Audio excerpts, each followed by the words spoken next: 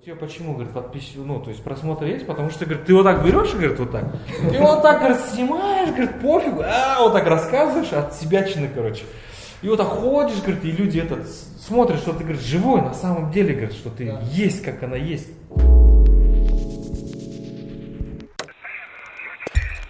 Всем привет, друзья! Это канал Умак Медиа. Сегодня у нас в гостях Ерлан, канал Бизнес по-казахски. Приветствую, Ерлан. Приветствую. Также с нами Чингиз. Альбины, к сожалению, сегодня с нами нету. Но давайте перейдем к вопросам. У нас интересный гость, то что на онлайн-площадке наших казахских просторов Ерлан один из тех блогеров именно в предпринимательстве, который набирает подписчиков, его везде крутят, показывает по телеканалам, да, Хабар или где тебя показывают? КТК. КТК, Большие да. новости. Большие новости уже Ерлана показывают. Вот нам интересен эффект Ерлана, да, как говорит, эффект Дудя, эффект Ерлана в казахском обществе. Хотели бы понять, почему ты вообще начал изначально снимать? Давай так. Почему ты решил создать именно бизнес по-казахски канал? Да, спасибо. Конечно, это произошло от нужды. То есть я к блогерству пришел. В общем, да, не специально, ну, то есть как, у меня было запланировано, то есть хотел стать предпринимателем, когда начал, вот всем известно, что у меня был магазин, он будет, просто сейчас временно нету его, да, и когда я начал в интернете искать подобную какую-нибудь информацию касательно продуктового магазина и вообще, то есть в просторах Ютуба не было, там был какой-то российский канал, я его часть начал просматривать, но большая часть она не подходила, то есть под наши реалии, то есть менталитет и так далее. И открыв магазин, с первого дня я начал делиться опытом, то есть мой канал это чисто мой личный опыт, откуда-то не услышанный, а вот реально прожитый опыт, с чем я столкнулся, с чем я сталкиваюсь, какие у меня были ошибки или что надо делать, что не надо делать. Вот. А ты хотел снимать его, потому что не было такого канала? Просто да, и когда я сам столкнулся и не нашел, я думал, что да, действительно, после меня будет, наверное, много людей, много молодых людей, кто будет искать в просторах интернета, в Ютубе или еще где-нибудь подобную информацию, и лучше я буду делиться этим, и они пусть... Эти же начинающие предприниматели не совершали такие ошибки, которые, может быть, совершу я или совершил. Вот. Интересно. И как на текущий момент, сколько у тебя подписчиков? Ну, около 3000. Это в Ютубе, да? Да, в Ютубе, да. Там просто есть такое параллельное приложение, творческая студия, там прям аналитику показывает, что подписчики именно, опять-таки, мало смотрят, чем без подписки.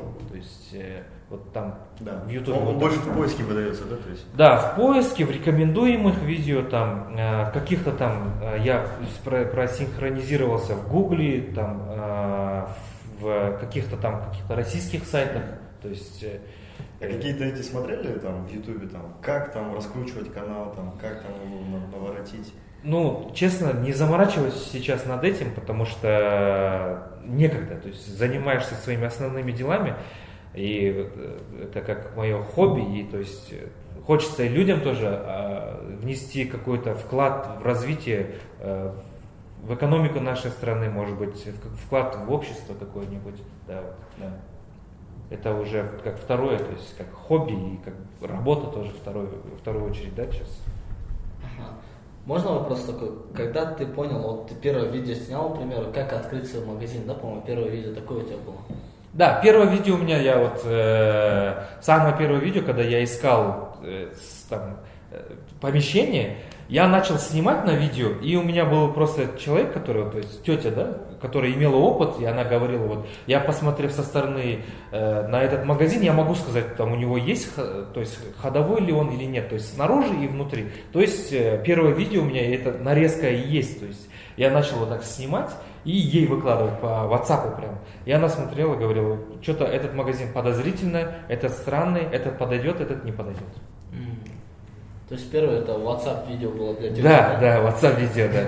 А когда вот ты, например, начал уже 5-е либо 10-е видео снимать, когда ты почувствовал эффект того, что люди тебя смотрят, комментить начали? Вот когда был такой щелчок, ты раз такой проснулся, и у тебя уже подписчиков больше, и это ощутимо очень.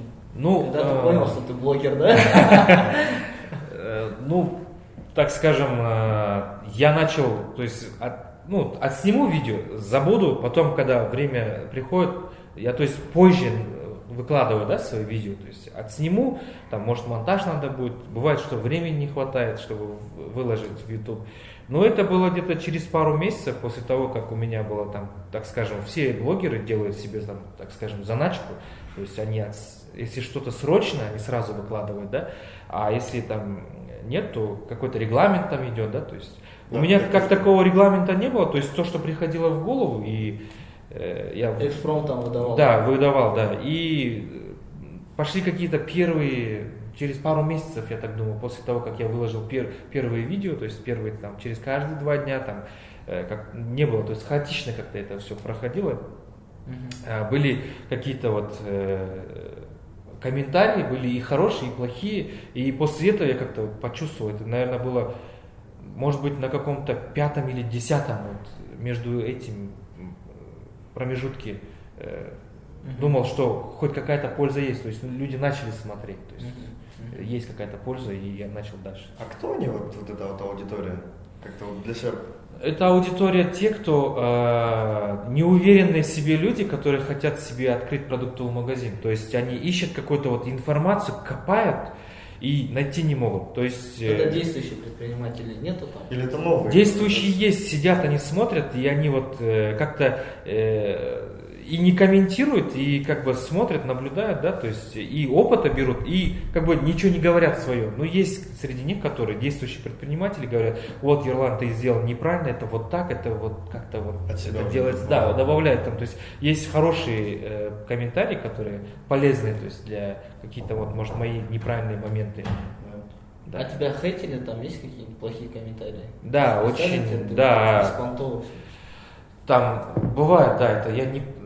То есть там в Ютубе сложно отследить, это местные или может вообще с СНГ какой-то, да, то есть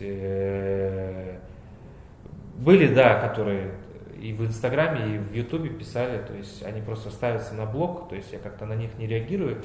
Не демотивируют они тебя? Нет, они являются, наоборот, моими мотиваторами, скорее всего. То есть они пишут там грязь, но я на это не реагирую, потому что я знаю, что это, могут быть это диванные эксперты, там, диванный спецназ сидит там, да, и там что-то там такое. Почему ты там позоришься, ты там под глазами у тебя мешки, ты уставший.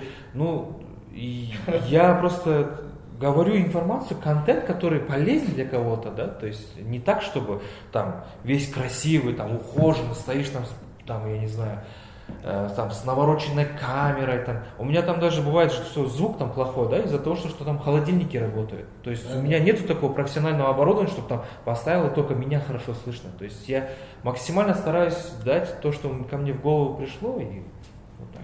Как будто его заставляет, да, кто-то смотреть. Да, его никто не заставляет, да, то есть там и были такие, что у тебя холодильники, там надписи рекламные, они там дешево смотрятся, да ты сам дешевка, там чуть либо не бомж писали, там, наверное, в магазине живешь, наверное, жить негде.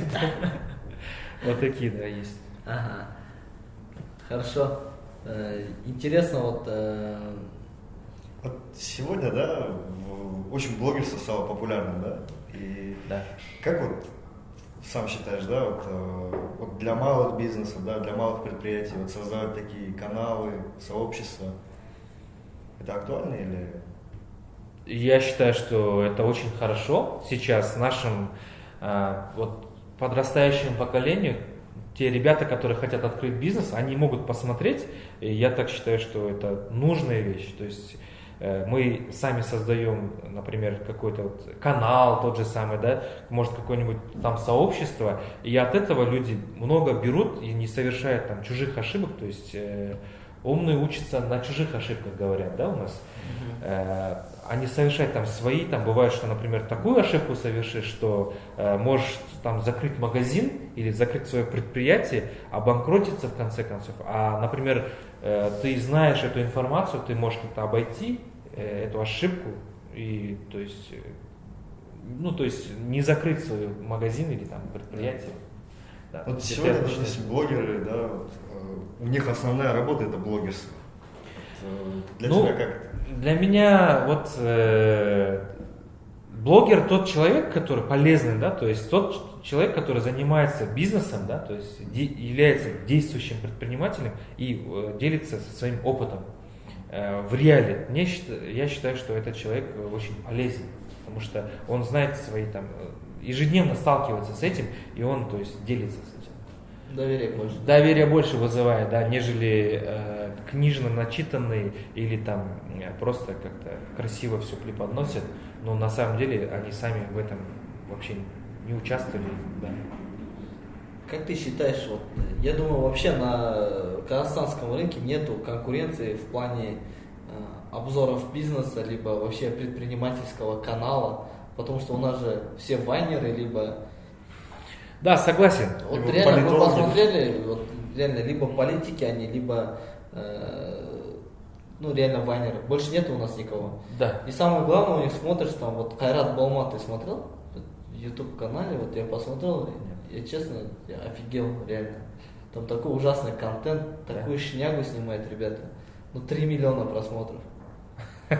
Нет, я понимаю, ладно, это примерно показывает обратную часть, культурной части Казахстана, да, то есть куда люди хотят стремиться и что хотят они смотреть, примерно. Да. Но мне что хорошо нравится, вот у тебя канал, да, есть по бизнесу, там в Инстаграме, там у тебя подписчики в Ютубе, у Казанцева Дмитрия, да, там есть и в Инстаграме, тоже в Ютубе у него побольше, но реально чувствуется дефицит каких-нибудь бизнес-сообществ, каналов, направлений именно по бизнесу.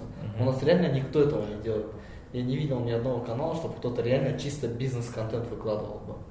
Согласен, да. Почему назвался бизнес по-казахски? Потому что я опять-таки повторюсь, что когда я сам искал подобный контент вообще касательно бизнеса, касательно вот всего то, что сейчас у нас на рынке происходит, я решил снимать про бизнес, делиться с опытом и назвал его «Бизнес по-казахски». То есть у нас сейчас в интернете, в Инстаграме, в Ютубе есть масса, так скажем, в кавычках, культурного видео, да, то есть и все это, то есть народ деградирует, то есть да? Они там лайкают, смотрят, да, то есть всякая вот эта грязь. А я его назвал по-казахски, то есть чтобы мой канал смотрит не только Казахстан, Кыргызстан, Узбекистан, Россия и Украина смотрят.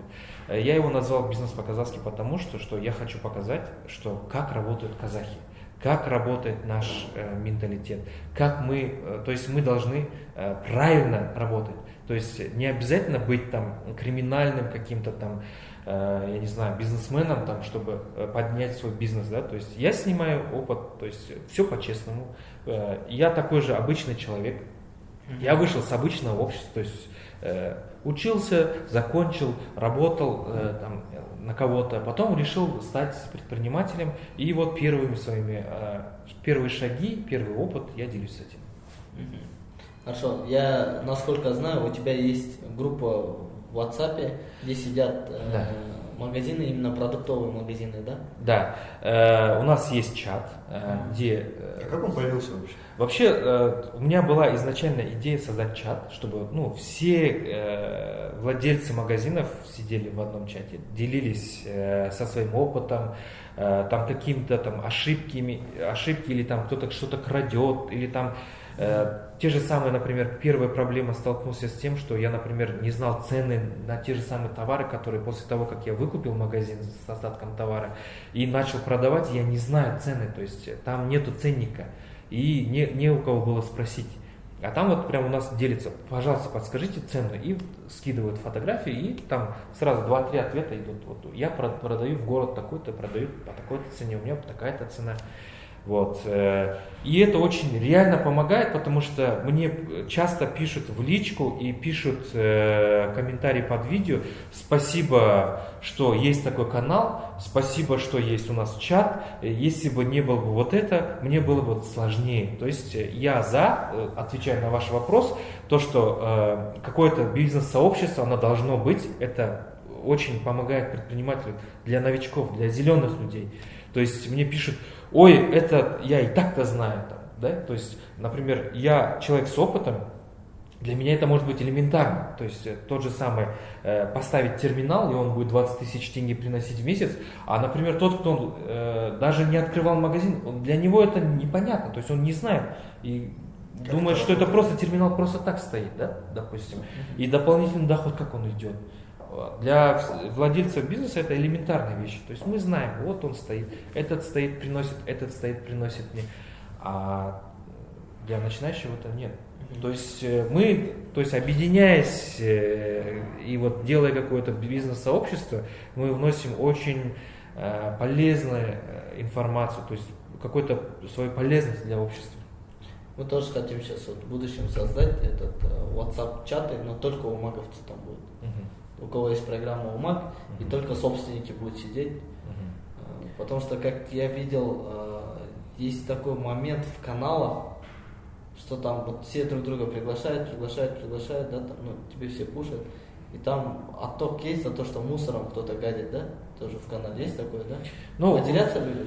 Нет, у нас было в начале, то есть в любом чате бывает, там люди цепляются друг за друга, а потом бывают такие люди, что там начинают там мусором, да, то есть спамят там какую-то ненужную рекламу или еще что-то, но они со временем сами отсеиваются или мы удаляем. Модерация чуть есть, да? Есть, да, конечно. У нас есть в Телеграме канал, но он там, мы поняли, что мы не как в Узбекистане, у нас в основном здесь распространен чат, это WhatsApp идет, да. И в Узбекистане как? В Узбекистане он как блокирует за то, что у них, да, основной там идет, когда мы были в Узбекистане, они там только по Телеграму общаются. То есть WhatsApp у них там не так распространен. Интересная особенность. Да? Да. Я вот тоже ездил, когда в Узбекистан удивился, там все на Телеграме сидят. Это там вот им удобнее, да, там шифровать, там канал, закрытое государство же было. Да. Оттуда, да? Да. Ага. Кстати, смотришь мой канал по спецпроекту «Стройку»? Да, как она тебе? Очень интересно, познавательно. Нормально? Залетает? Залетает. По правде говоря, мы же как бы в свое время тоже вдохновлялись каналом «Бизнесом по-городски». А, серьезно? Конечно. Тоже смотрели как-то?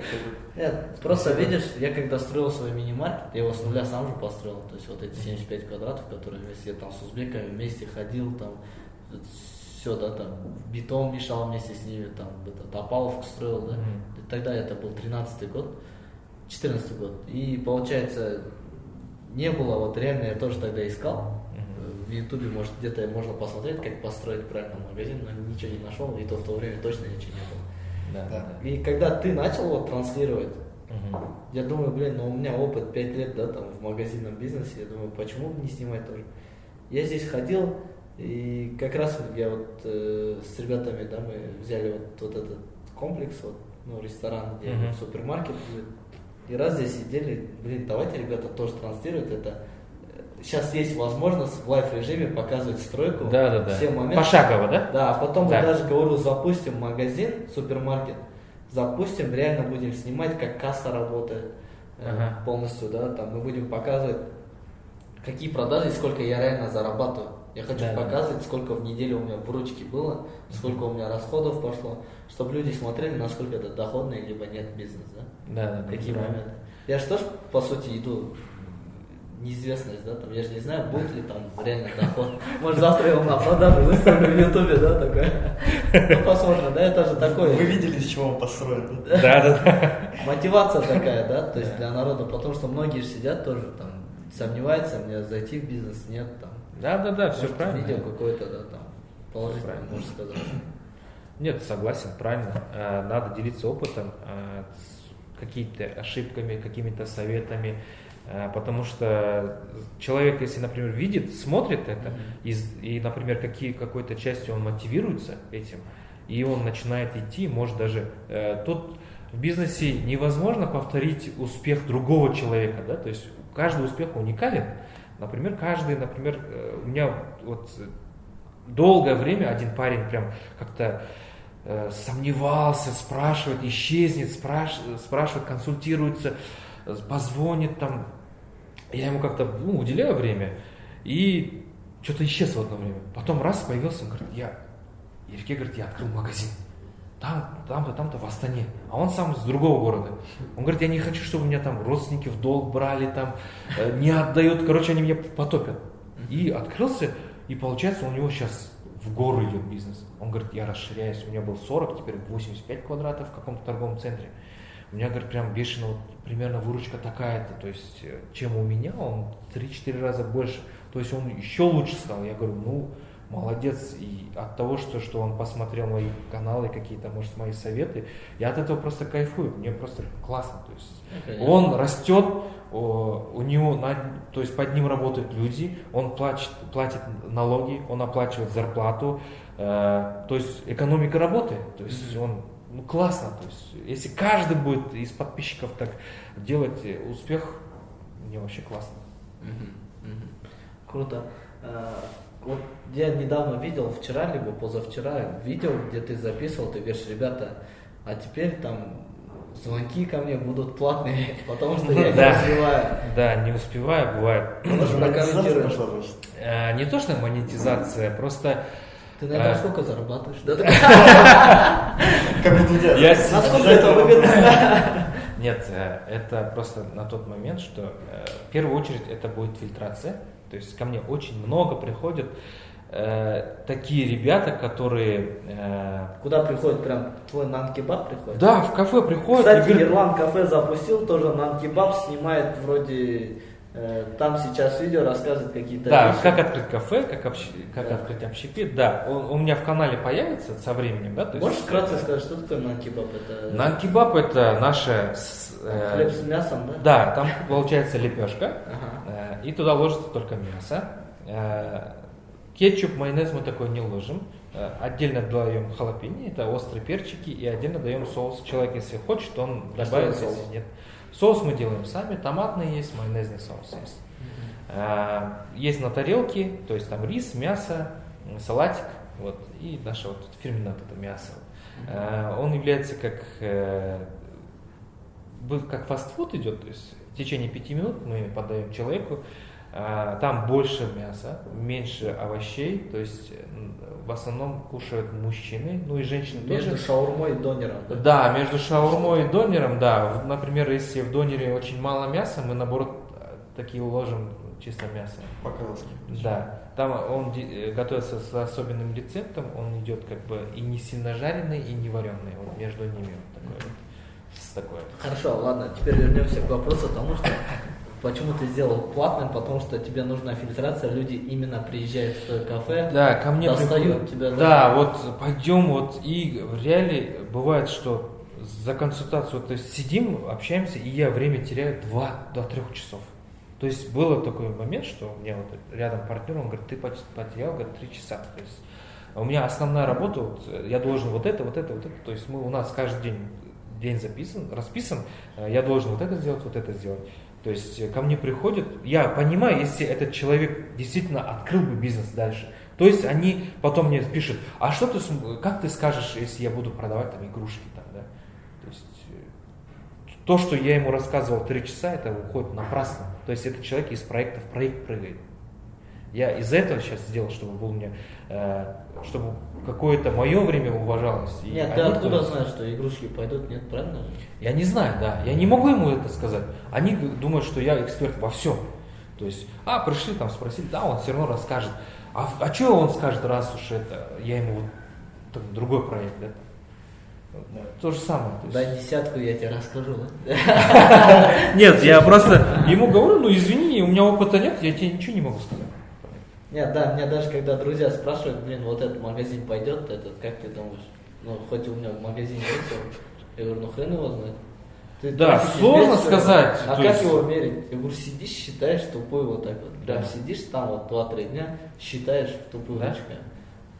И мне звонят еще, говорят, да, там, какого размера должен быть склад соотношении пропорции там магазиновской территории. Я говорю, ну, смотря какая планировка внутри магазина. Если квартира, то там бывает, что неудобно, ты ее не спланируешь так. Бывает, что ты склад обязан больше сделать, потому что у тебя планировка такая. Да, согласен. Потом мне скидывают сфотанные пропорции с Гугла, то, что склад столько-то процентов должен занимать. Ну, говорю, извини, там 2000 квадратов супермаркет написано, open space полный, и ты там сам регулируешь. Если ты формат у дома открываешь, ты не можешь, да, там, написать, что у меня вот так будет. Ты заходишь, по факту, когда на объект приезжаешь, в магазин потенциально, ты хочешь снять в доме, там у тебя склад может быть как туалет размером, и все, больше не будет. Согласен. Ну, разные моменты. Нету определенной формулы, нету определенной формулы, именно чтобы должно быть вот так вот. Да, вот ладно, большой супермаркет строишь, можешь формулу выкатить. Да, можно вытащить, и когда-то у тебя там 50-60 квадратов, да, завязывает, да? Общее, и то там трехкомнатная квартира или двухкомнатная переделанная под магазин, да? Ну как может быть? Да, разные. Там Душевую ситуативно можно можно просто сделать, там, душевую там, под склад там, переделать, там, зачем тебе душ, ванная, под склад и все. Вот, ситуативно, да, так. Да. Теперь есть люди, которые реально пишут, там, если я игрушку открою там, в магазине, ну типа такого, да. Что будет с ним? Скажи, если бы я знал бы, что где можно открывать, я бы сам это открыл. Да. Вот в бизнесе не бывает такого определенного алгоритма или какой-то конкретной формулы. Придерживаясь этим, ты станешь успешным, да? Все методом проб и ошибок, но канал для этого существует, чтобы какие-то, может, наши ошибки, чтобы обойти, показать, да, что бывают такие минусы. Вообще, какие у тебя планы, цели касательно блогерства? Касательно блогерства, стать самым известным предпринимателем и меценатом такой, да? Нет, конечно, как такового нету. То есть буду дальше вести по блогерству канал дальше, да, то есть хочется, конечно, быть самым таким просматриваемым, но цель не в этом, цель максимально внести пользу для общества. Вот в чем дело, цель. И цели вот касательно предпринимательства тоже максимально внести свою лепту, свою какую-то пользу для общества. То есть создавать предприятия, чтобы работали там очень много людей, и чтобы они ходили на работу как на праздник. То есть как на ура, так, вот чтобы была вот такая атмосфера на работе. А не так, чтобы через «не хочу», я не знаю, вот достала меня эта работа, чтобы такого не было. Это очень круто, да, некую культуру такую задавать. Да, и это будет, люди видят, что это бизнес по-казахски. Ассоциируется не так, что та комедия, которую снимают, да, там наши, что она с каким-то подвохом или с каким-то там обязательно косяком. Я показываю обратную сторону, что мы работаем честно, что мы зарабатываем честно, без всяких подвохов, открытые. Без агашек, да? Без агашек, без никого. То есть сам работаешь и все. То есть я хочу объяснить людям, тем подписчикам и зрителям, что не бывает такого, что ты лежа дома и тебе кто-то что-то приносит. Легких денег не бывает. Согласен. А вот такой вопрос. Кто-нибудь из подписчиков или из группы, может быть, не обращаются, допустим, под управление магазин там, да, взять? Или... Ну, пока такого не было, пока не обращались. Ну, я так планирую, чтобы у меня был собственный магазин, чтобы я его отстроил под себя, чтобы у меня было, то есть как Тимур, да, то есть сам планируешь, сам знаешь, вот проводка здесь вот такая будет, здесь будут вот такие розетки, вот такие вот мощные, вентиляция будет вот такая, то есть уже знаешь. И будет один человек работать или двое, когда будет один человек стоять, поле зрения его, то есть... А вот мангибаб как будете совмещать с этим? Параллельно? Все в этом мире создавал человек, и не стоит то есть, изобретать велосипед, то есть буду читать книжки, это уже другой уровень, то есть первый уровень, когда работаешь сам, второй уровень работает на тебя, то есть под тобой, да, то есть третий уровень это уже ты забираешь набираешь людей себе замов, то есть замещающих тебя. Вот смотри, Ерлан, у тебя магазин был, он закрылся. Он закрылся, насколько я знаю по твоим видеороликам, то что собственник данного здания, он сказал, что его продает, либо будет открывать другой бизнес, да, там, Да. насколько я помню. У тебя какие-нибудь были контракты с ним? Договор? Да, вот у нас был договор, то, что мы друг друга осведомляем за месяц до расторжения. То есть у меня изначально как такого опыта не было, то есть я не знал, да, что надо хотя бы как минимум за 3 месяца вперед. Вот даже, да. Да, должен, одна из сторон должна осведомление сделать друг другу, или письмо написать, или хотя бы сказать, что будет там что-то другое. Вот, в нашем случае было это за месяц, он меня осведомил, мне очень повезло, то есть я распродал свой прямо в последний день моей работы, я только полдня отработал, то есть потому что у меня там чуть-чуть всего лишь осталось, я его и то распродал, и все. То есть убытки так. Как такового не было, у меня есть видео, скоро выйдет, просто тоже часто спрашивают этот вопрос, выиграл ли ты или проиграл. Допустим, я в этом... Да? Ничья, то есть, допустим, у меня было там склад бумаги же показывает, там себестоимость, допустим, 1 500 000, продажная 2 миллиона, да? И у меня вот золотая середина, 1 700 000. Я вот такую сумму вытащил. То есть, По скидке продал? По скидке, да. То есть у меня основную часть, как мне пришла такая информация, я не стал закупаться. Я только закупал сигареты и закупал хлеб, молочку, чтобы люди приходили. А остальное все я ничего не стал закупать. То есть как стояло, так и стояло. Приходили какие-то бонусы. Почему у меня такая цифра получилась выше себестоимости? Потому что я основную часть, 70%, я продал по продажной цене. Потом часть продал по себестоимости. И среди них тоже были бонусы. И последняя вот часть, один подписчик пришел, он купил у меня ниже себестоимости. И вот последние вот несколько дней я продавал минус 20%, то есть по себестоимости, и ниже себестоимости, то есть 50% скидка на все. Вот, то есть продажная цена, допустим, 200 тенге, да, я по 100 тенге вот все продал.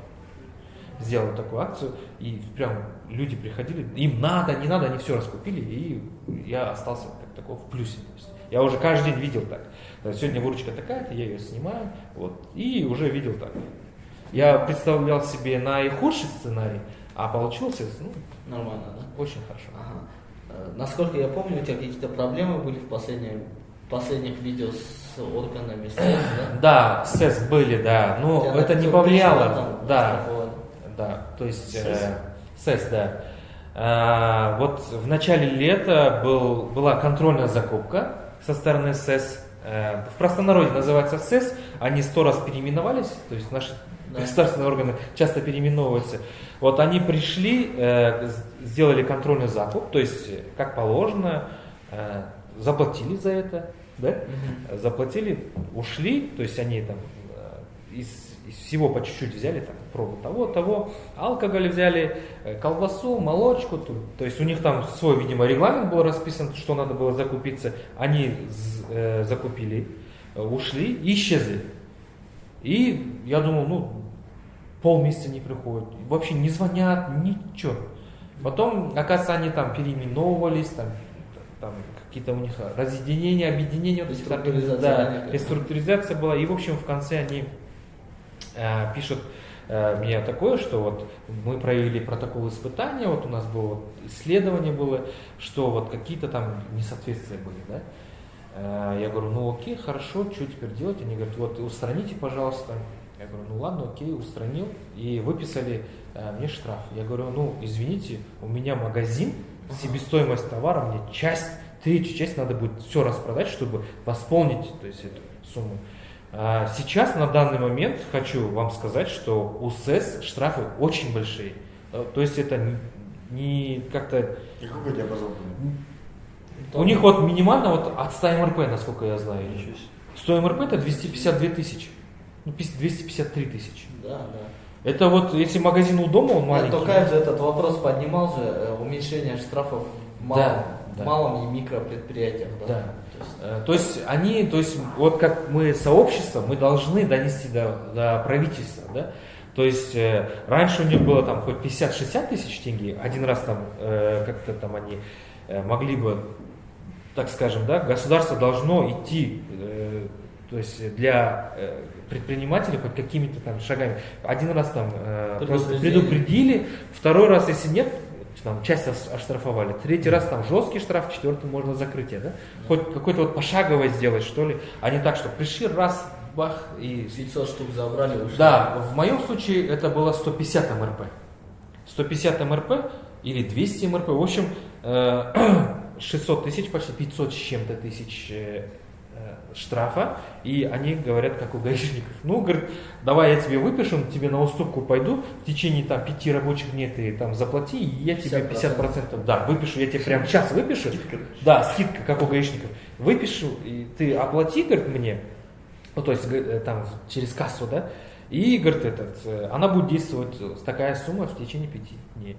Потом, говорит, уже полную сумму будешь оплачивать. Ну, естественно, мне пришлось там часть сразу оплатить. Сразу оплатить, да. Ну, то есть я решил сразу оплатить, и дальше это самое. Они просто сами говорят, ну, мы, говорят, тоже понимаем, что вы люди, если мне сейчас... Мне пришлось оплатить 298 или 95 тысяч, почти 300 тысяч, это половина. Там, значит, 200 с чем-то МРП было там примерно. Да, где-то так, да. Да.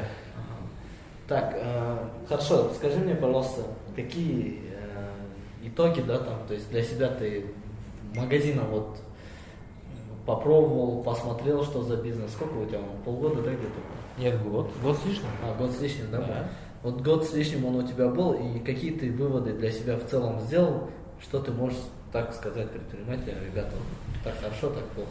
Да, вообще, то, что плохо, да, скажу, надо быть готовым к любой ситуации.